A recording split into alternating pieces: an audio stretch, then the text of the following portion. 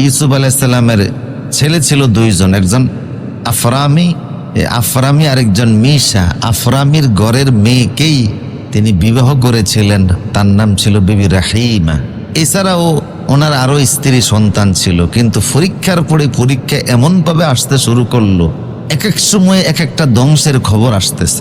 একবার শয়তান এসে ওনাকে জানালো, আইয়ুব, তোমার যে বিশাল বড় বাগান ছিল, সেই ফল এবং ফুলের বাগান একেবারে ধ্বংস হয়ে গেছে। আইয়ুব আলাইহিস সালাম শোনার পরে ন্যূনতম আফসোস করলেন না, তিনি বলেন আলহামদুলিল্লাহ, যিনি দিয়েছেন তিনি নিয়ে গেছেন।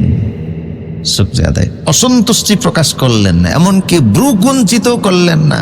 কি কঠিন পরিস্থিতি। আবার এসে বলল, বিল্ডিং ধসে চাপা পড়ে আপনার স্ত্রী সন্তান সব শেষ হয়ে গেছে, তাও বললেন আলহামদুলিল্লাহ। পৃথিবীর ইউবতালার রাজুলু আলা হাসাবি দীনি, পৃথিবীর সবচেয়ে বেশি পরীক্ষা নবীদের উপর দিয়ে গিয়েছে। আল্লাহ, এমন পরীক্ষা পৃথিবীর কোন উম্মতের পক্ষে দেওয়া সম্ভব না, সম্ভবই না। এই জন্য নবীরা মর্যাদায় সবচেয়ে বড়, সম্মানে বড়। সেই জন্য নবীদেরকে এহানত এমন জাতীয় শব্দ উচ্চারণ করা উচিত না।